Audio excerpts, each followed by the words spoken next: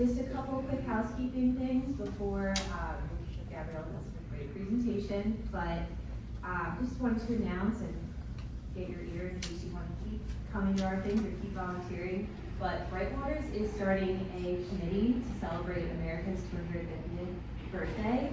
And next year we already have some things brewing, but we want to invite more residents to participate and help us just make it a really great year and get everybody together and just really have a great celebration. So that meeting, if you'd like to be part of the committee, is going to be September 15th. That's a Monday. It's going to be at Village Hall at 7 p.m. Cabin. Sorry, cabin. My bad.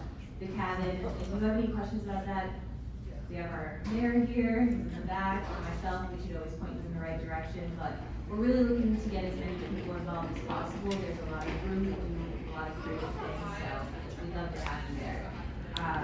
Another date, if you want to mark your calendar, is we are launching our home research workshop.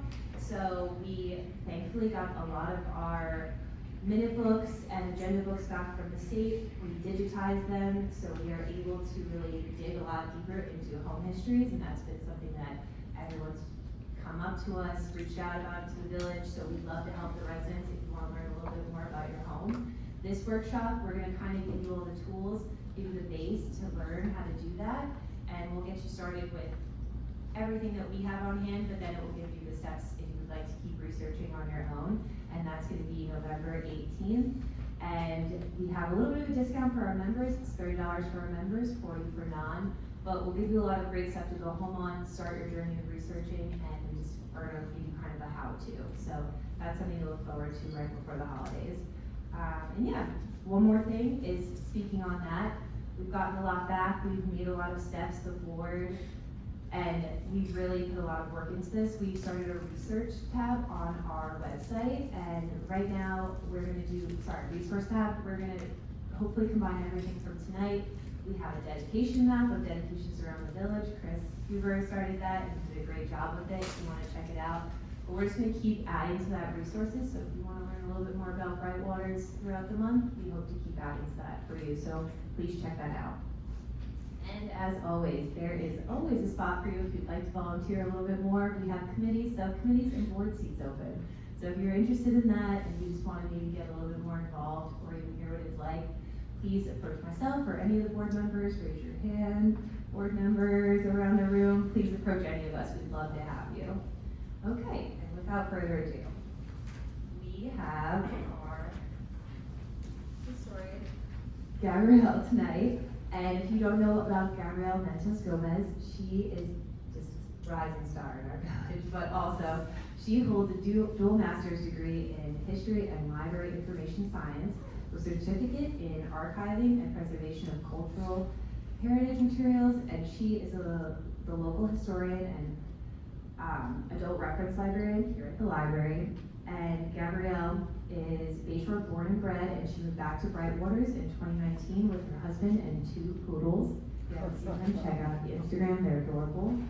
And since then, she has really enjoyed just letting us ask her for anything and everything and just learning more about Brightwaters, and she's just really been a pillar of our board and just helping us get it off the ground and become more and more successful and offer programs like tonight, or hopefully more in the future. So without further ado, here's Gabrielle.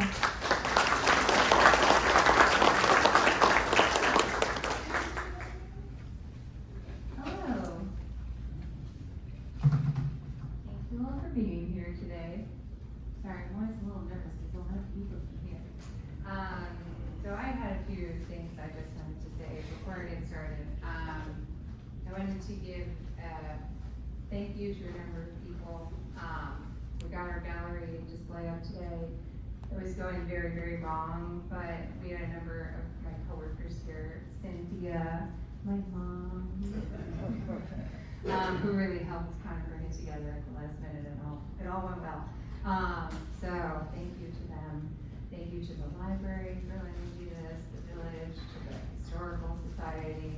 And I also wanted to give a big thank you to Mary Kate, because she is absolutely the heart and soul of our historical society, and hear what she says about me. She's always running around. She accomplishes so much. She's been running to Riverhead for all the research for the house history. She put together a lot of those display boards outside as well, the information gathering. So it's a lot of work, and it really makes a big difference to have so much help from someone. So thank you very much.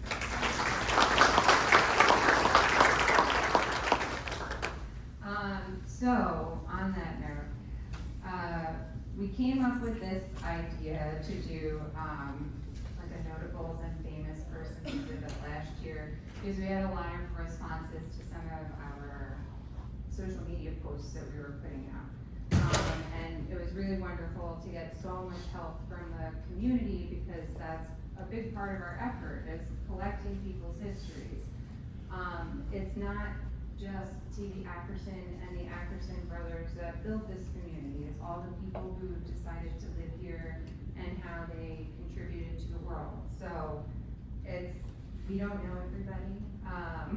So if you do know of somebody, a family member, a friend, a famous person you don't know, someone you don't see on the board outside, we do have suggestion boxes around. We have one here and we have one out in the gallery, so please write that person down, and if you can include your personal information, it would help us to be able to contact you to get a little bit of an interview and some background information. So already tonight, lots of people are coming up to us with ideas for more, so it's great. So this is just the first time we're doing this. It's not the last time we're doing it. We hope to do it again next year. We'll highlight new people. You'll notice I'm only going in depth for a few people. There are way more people in the gallery, so please, there will be time after the lecture for you to go out and read everything and review. I'm happy to answer questions. I would like to say, again, I know a lot of you are very passionate and excited to share your family's history with us. If you don't mind, I'm very nervous and I trip over my words. You'll see I have my papers here. If you can hold any comments until the end, I would really appreciate it. If there is something you want to add, I would love to hear it. I am also here to learn. So, without further ado, we'll get started.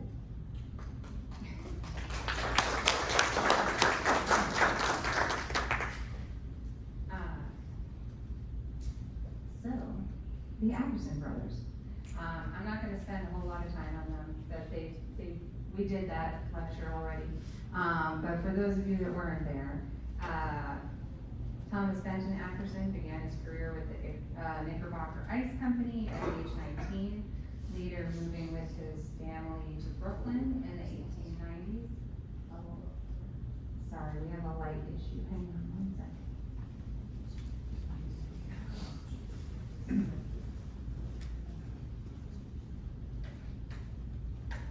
How's that? Is that even better?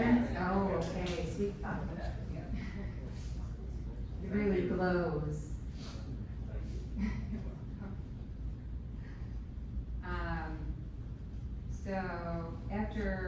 So he moved to Brooklyn with his family in the 1890s. After flipping his first home for a profit, he turned to real estate full-time with the encouragement of Knickerbocker president Robert Mackley.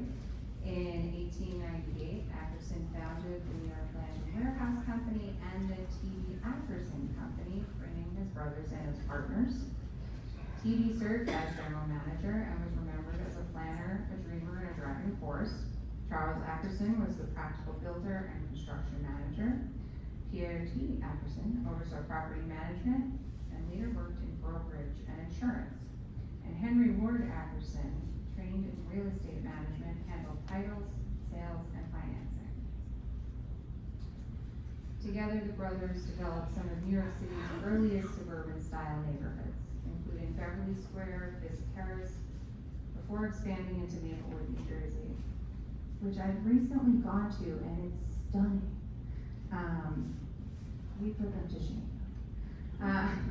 In the early 1900s, T.B. set his sights on Long Island, where Bayshore's cultural vibrancy and rail connections made nearby Brightwaters an ideal site for a model community. brothers' combined expertise covering planning, construction, property oversight, and financing, the Ackersons transformed Brightwaters from wilderness into one of Long Island's first planned suburbs.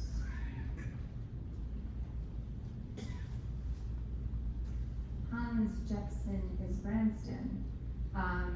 So Hans really interested me because I've heard from numerous people that growing up they played on his abandoned estate, or his, no longer functioning farm.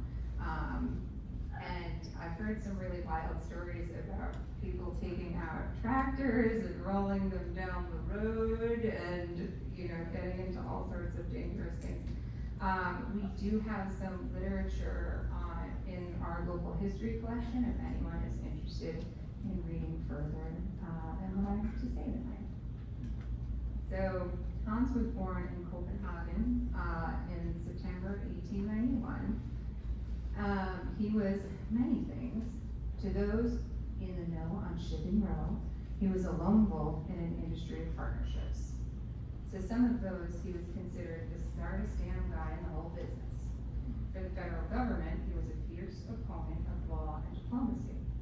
After a youth at sea, his Branston made his way to the United States, where he set about establishing himself as a force in the industry. Although he had some modest success with Hans's Branston Company in Delaware and the Pan American Terminal and Dock Corporation in New York City, his story really took shape in 1919 when he partnered with his cousin A.P. Mahler to form the Branston Mahler Company in New York. The company grew rapidly, thanks in part to a contract with Ford Motor Corporation to ship parts and cargo to Japan, China, and the Philippines. Although his industry spanned most of the globe and conquered the sea, his Branston's connection with Bayshore was perhaps ironically a large farm where he raised livestock, allegedly to stock his fleet with fresh rations. The sprawling Branston estate was located south of what is currently Montauk Highway. The grounds are currently designated as the H.J. Branston Estate Titlelet, found adjacent to Gardner County Park. He had married an American woman, and following his marriage, he decided to also build an American home. And he chose Brightwaters as his locale because of the low-lying fields which reminded him of his home, Drayport. He built a Danish farmstead in the style of his ancestral atrium house, complete with a main family house, a guest house, and a garage, which formed a triangle around a paved court. His villa included mullioned windows with convex glass imported from Belgium. The windows stopped people from looking in while residents could still see out, similar to spyglass. Although his industry's, Hans of Branston was a frequent sparring partner of the federal government. As Branston challenged the concept of steamship agreements, which ultimately did lead to some meaningful changes to the system. He also had some notable conflicts with foreign parties. In 1947, the Dutch seized one of his vessels in the Dutch East Indies for an alleged violation of the ban on exports by the Dutch in place at the time, though he later settled with the government and was reimbursed for the loss. In 1949, Branston had his largest conflict when 2 of his ships were fired upon by Chinese nationalists, and 3 more were blockaded, despite no blockade existing, according to the American government. Although the U.S. government was silent in response to Branston's numerous inquiries, the situation was ultimately rendered moot with the communist takeover of mainland China at the end of the same year. Also in 1949, Branston ran afoul of the Egyptian government when they seized one of his ships, alleging that its Israel-bound cargo was war material. Eventually, he passed away in September of 1953. He had completed a round-the-world trip and was homeward bound from Wake Island near the Marshall Islands. He was survived by his wife, Gertrude Miru, his son Jacob Branston, a daughter listed as Mrs. Neil Rising, and an adopted son listed as Walter. Jacob took ownership of the shipping company and continued to grow the business, merging into American Exports as Branston Lines in 1964 before the merger ended in 1973. And so, on our slides. We have a lovely headshot. And then this is an aerial of the farmstead over in Bayshore. And this is his lot in Brightwaters, which is at the end of the canal towards, the house is still there today, but it's very overgrown by trees, so you can't really see it anymore. They are trees that he planted. But it's down at the end of, Concourse East. And then this is Hans the Bayman, Hans the farmer, and Hans the businessman.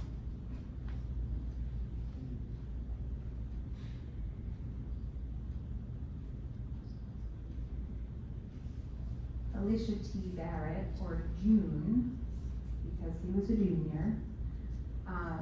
So actually, Alicia T. Barrett, his family members donated a small archival collection of some of his memorabilia and ephemera from his time in office, a lot of newspaper clippings and whatnot. But Barrett was a member of the New York State Assembly, Suffolk County, 2nd District, from 1937 to 1956. His legislative influence extended far beyond his home state, as he was uniquely elected to 2 non-consecutive terms as chairman of the Council of State Governments. First in 1953 while serving as a state representative, and again in 1959 during his tenure in the New York State Senate. To date, no other state legislator has achieved this distinction. He has quite a number of accolades racked up. I'm just gonna read a couple of the things that he contributed. If you'd like to learn more, again, we have his personal papers and happy to share that with you. During his time in office, he authored the resolution calling for the creation of the State University of Stony Brook. He sponsored acts establishing the Suffolk County Water Authority and the Suffolk County Charter, Suffolk County Police Department, and the District Court System. He was also the original sponsor of legislation which secured Social Security benefits for public employees like me. Following his death in 1966, legislation was passed renaming Water Beach on Fire Island to Alicia T. Barrett Memorial Beach.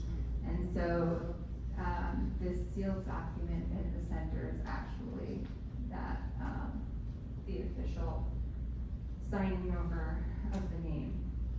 So he lived on 161 Concourse West in Brightwaters. He passed away from a heart attack, pretty early.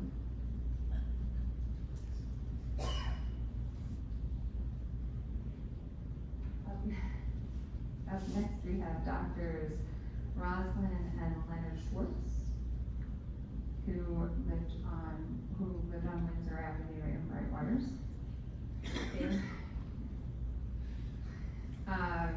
They were pioneering clinical psychologists and psychotherapists who made lasting contributions to the field of couples therapy. Together, they co-authored Becoming a Couple, a psychotherapeutic, I'll just show you the book now. A psychotherapeutic,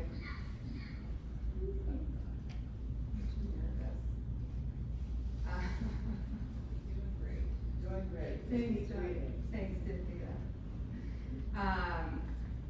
It was a widely respected work exploring how romantic partnerships reflect and rework early childhood dependencies. Their central premise was that adult relationships provide a second chance to grow up emotionally. Shifting from unconscious dependency to mature interdependence within a committed connection. Rosalind was born in the Bronx in 1927 and was an accomplished pianist and music therapist before becoming a psychologist. After facing personal struggles while raising 4 young children with a busy husband, she entered therapy herself, which sparked her decision to pursue a PhD in clinical psychology from Delphi University, which she completed in 1969. Her personal journey included early marital strain, deeply informing her therapeutic approach. She also hosted On Becoming a Woman, a local television show, advocating for women's growth and emotional independence. Leonard, or Lenny Schwartz, to those who knew him, was born in 1926 and was a Brooklyn guy. Served as a naval air gunner during World War II and later earned his PhD in psychology from NYU in 1954. He was the first school psychologist in Suffolk County and an early civil rights activist, leading a student sit-in at City College to protest segregation in veterans' housing. Leonard was known for his work with adolescents and his co-authorship of Psychomaterialism, how psychotherapy works. And interesting enough, I went to CUNY schools as well, and I have seen photos of Lenny in the archive from my school, which was pretty funny. But the Schwartz's own relationship challenges inspired the creation of a couples therapy group, which ultimately shaped their joint practice. They worked extensively with individuals and groups from their home offices on Long Island, developing a distinctive model of co-therapy. Their blend of personal insight and professional expertise helped thousands navigate emotional growth within intimate relationships. Rosalind passed away in 2012 at age 85, and Leonard followed in 2023 at age 96. They're survived by their 4 daughters, one of whom is depicted here, and has actually carried on their psychotherapy legacy. Her name is Dr. Deborah Kuhn, and she still works and lives on Windsor Avenue as well. They have 6 grandchildren. Also, one of their grandchildren is part of the family practice. Both were longtime members of the American Academy of Psychotherapists, with Rosalind serving as an officer. Their professional legacy lives on not only through their writing, but through their family practice they helped establish across generations.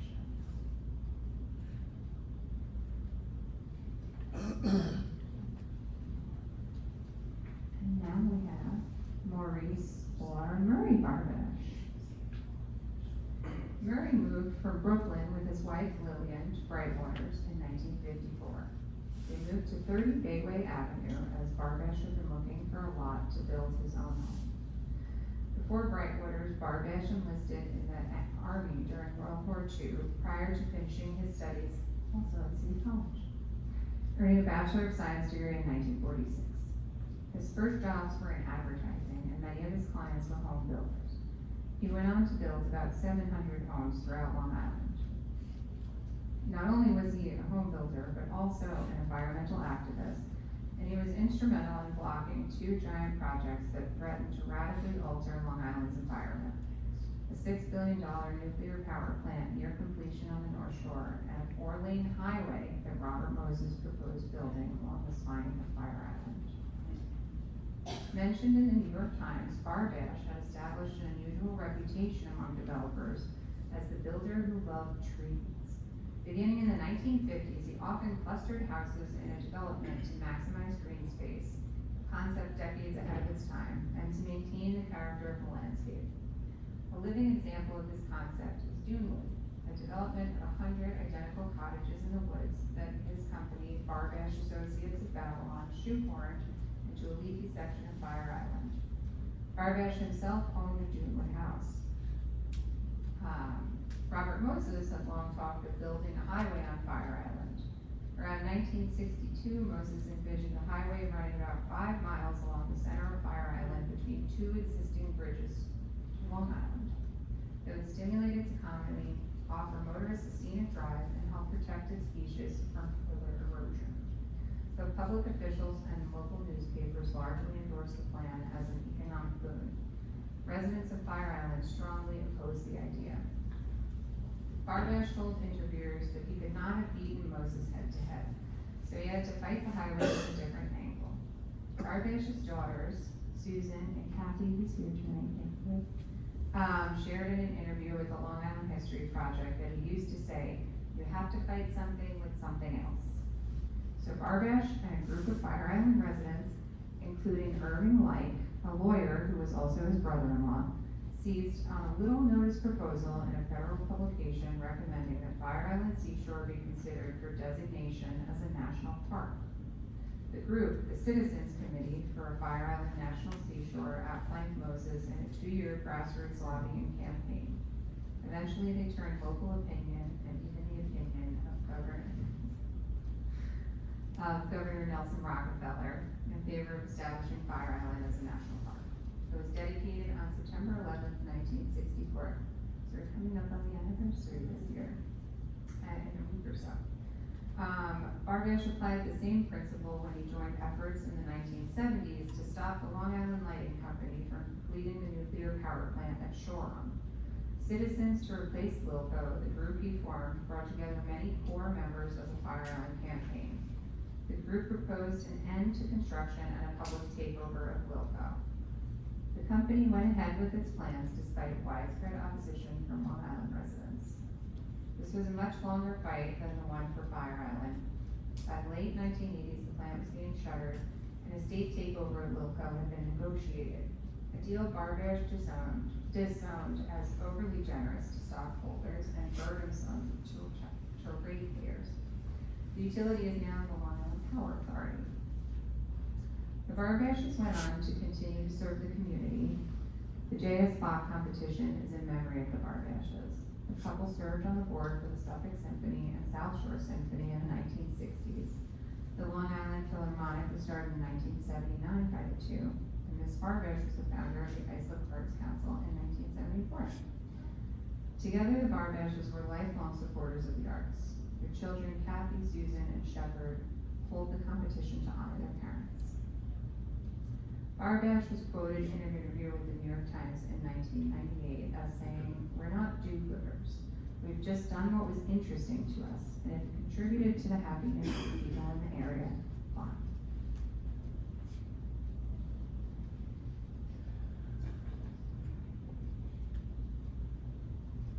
Edward Lee North. He was also, I'm sorry, I'm gonna backtrack for a minute. We actually have a large binder compiled with a lot of information on the fight for Fire Island in our local history room that has a lot of details, newspaper articles, and maps, if anybody's interested. If you can't tell, this is advertising for our local history room. Edward Lee North is up next. He was actually a Brightwaters village historian. He was a prolific author and community chronicler whose wide-ranging work spans sports, military history, regional heritage, and fiction. He's especially remembered for preserving the athletic legacy of Washington and Jefferson College, his alma mater, and his hometown of Bayshore, New York. He was born in Englewood, New Jersey, and he moved with his family first to Wantagh and then to Brightwaters in 1938. His father was a civil engineer, and he worked on a few key Long Island projects, including building the Robert Moses Bridge, as well as Union Boulevard. Edward attended Bayshore High School, where he was active on the football team and track team, and involved in the Hammered Club. And despite a childhood knee injury, he excelled in track and won the 1941 Suffolk County Quarter Mile Championship, finishing 4th on Long Island. And so that's him actually winning that race. It is also an image from the cover of his book, which we have in the local history room.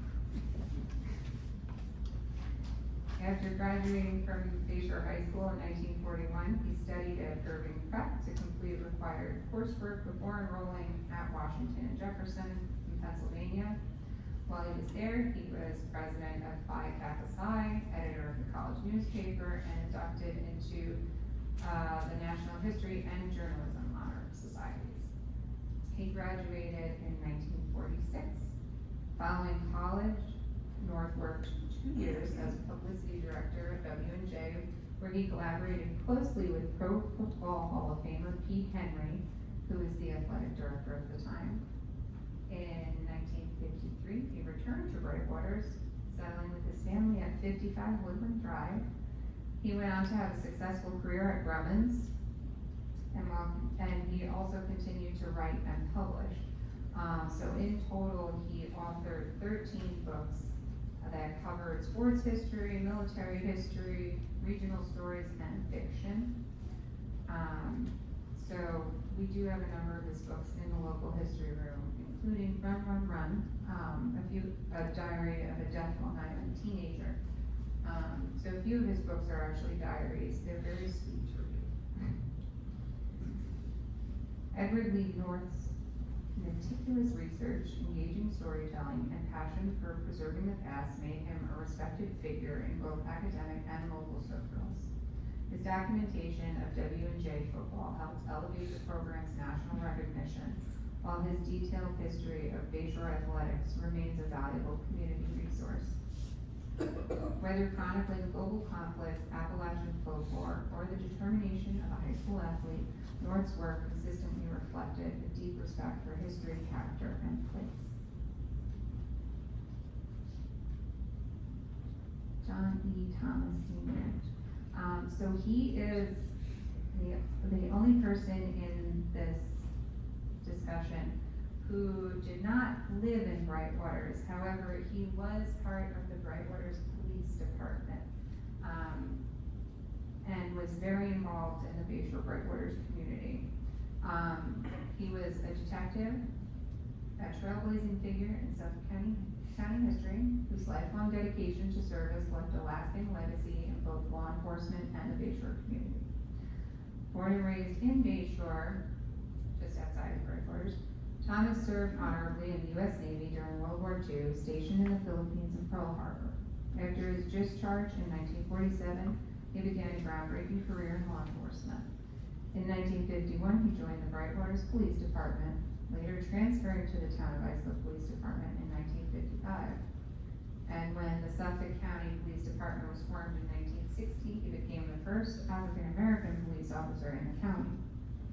During his career, Thomas served in the Juvenile Aid and Community Relations Bureaus and was recognized for his bravery, including receiving a citation for a meritorious act of bravery after rescuing 2 children from a deadly house fire, in which 5 others perished. He was later honored as Policeman of the Year and promoted to detective. Beyond policing, Thomas was deeply committed to youth and community development. He trained young boxers for Golden Gloves, helped form community advisory boards, and was instrumental in establishing the Police Athletic League. After retiring from the police force in 1987, he continued his service as the Director of Security for the Bayshore School District until 1998. He was an active member of the Bethel AME Church, where he sang in the choir and served on the Board of Trustees, and participated in various community and retiree organizations. Detective Thomas passed away in 2010, but his legacy was formally honored when in 2019, the 5th Avenue Bridge over the Southern State Parkway in Bayshore was renamed the Detective John E. Thomas Sr. Memorial Bridge. This recognition commemorates his pioneering service, heroic actions, and lasting impact on generations of Suffolk County residents. As Islip Town Supervisor Angie Carpenter said, he was a pioneer, a family man, and a pillar of the Bayshore community.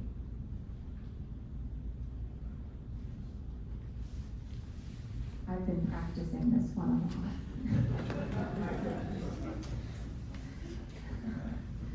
Dr. Aristodimos Ioannis Philippakopoulos. Say that 10 times fast. Or Mikey's. Mikey's, right? So his family's here tonight.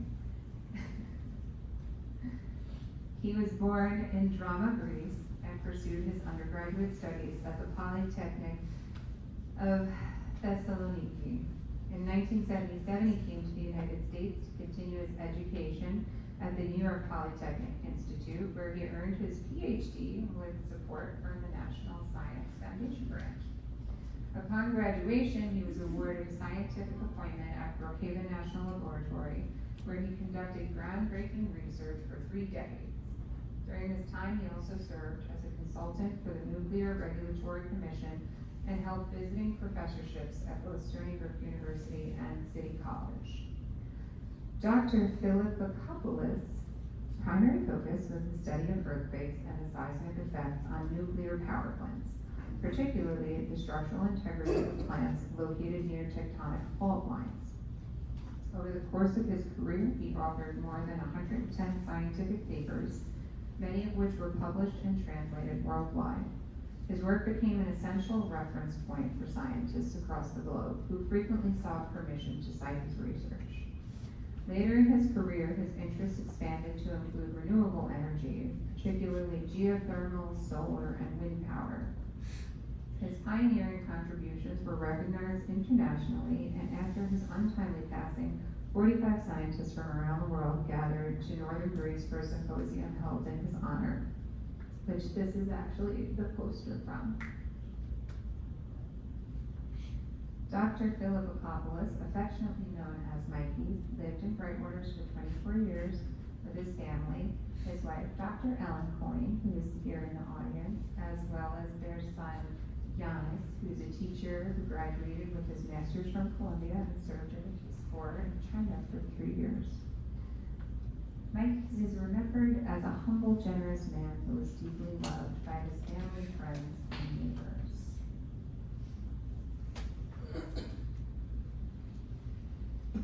He was also born in Bayshore, New York in 1957. She grew up at 98 South Windsor in Brightwaters and graduated from Bayshore High School in 1975.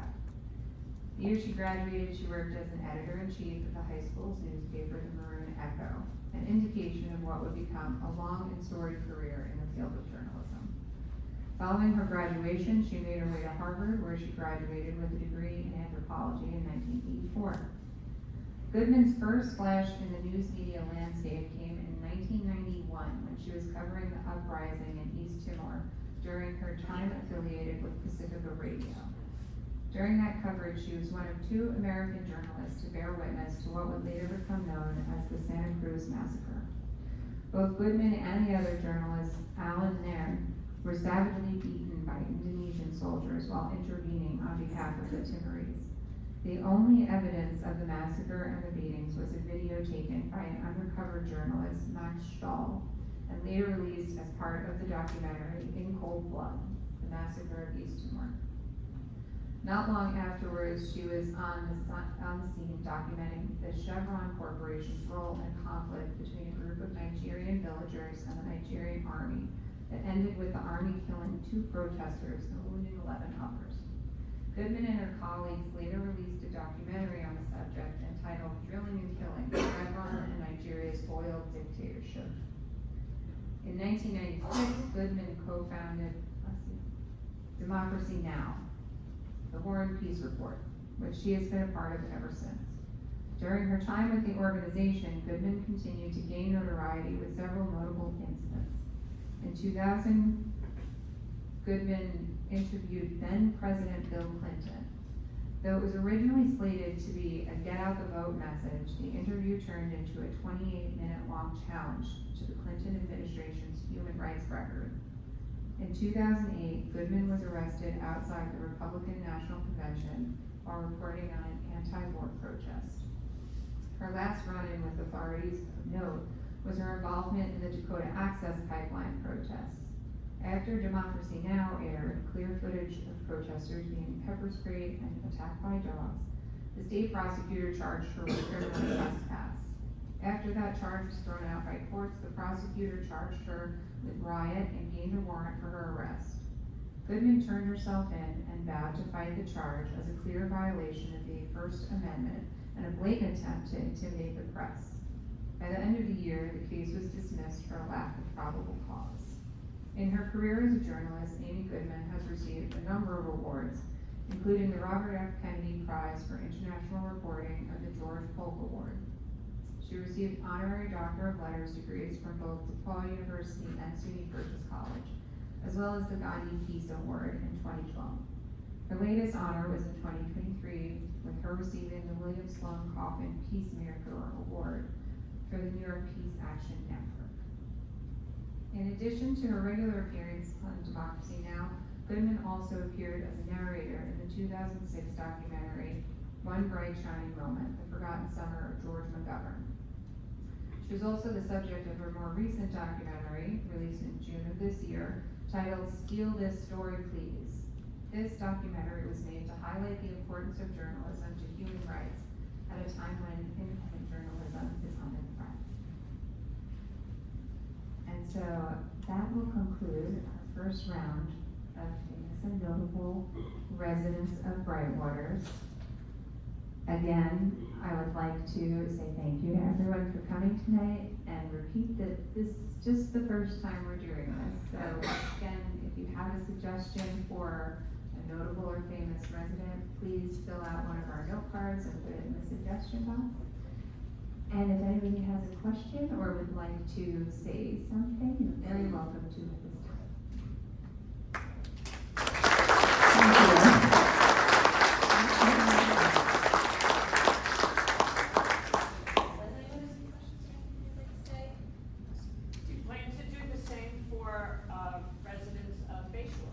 Yes, so in the next iteration, we'll be focusing on Bay Shore. This was just kind of the first time it came through, and we mostly gotten recommendations from people based on a lot of our social media posts for Brightwaters Historical Society, so. But as the local history librarian at the Bay Shore Brightwaters Library, next time, we'll have a little bit more. Can I add something? Yeah. Oh, go ahead, I'm sorry. No, go ahead. Go ahead. Yeah, you're gonna do this next year also? Yeah.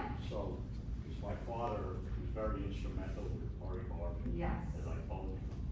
Irving Light. The legal strategies, Moses, and my uncle got involved with the shore plan.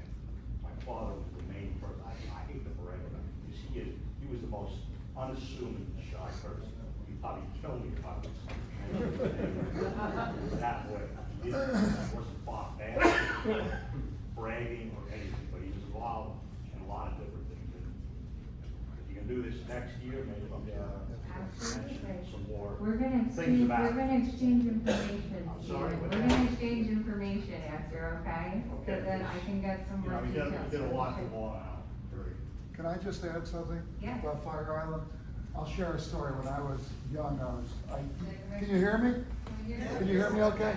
Pat Halpin, the former Suffolk County executive, but I started out in politics working for a young congressman named Tom Downey, who got elected in 1974. And I was working as an aide for him, and he said to me, I'd love to meet Mr. Moses. So anyway, Downey meets Mr. Moses over in Babylon on a Sunday afternoon. There are a couple of people there, a nice Sunday afternoon. And Downey goes up and introduces himself. Well, Mr. Moses, I'm the new congressman. Well, Congressman, it's nice to meet you. Downey said, well, you'll be interested to know that I got the first major federal appropriation for the Fire Island National Seashore. Moses then turns and said, how much was that appropriation? He said, $12 million. For those snobs from Manhattan, that was Moses' reaction. By the way, he was that kind of person. And he said, no, it's there to protect the island forever. But none of that would have been possible if it wasn't for what Murray Barbash and all the others did to preserve and protect Irving Light and to preserve and protect that island. And then Moses turned to me as Downey kind of wandered off and just wanted to get out of this. I had a plan. I had a plan for Fire Island. I said, what was that, Mr. Moses? To do what I did at Jones Beach. Yeah. I said, yeah, you did have a plan, but it's not happening. Anyway, so congratulations.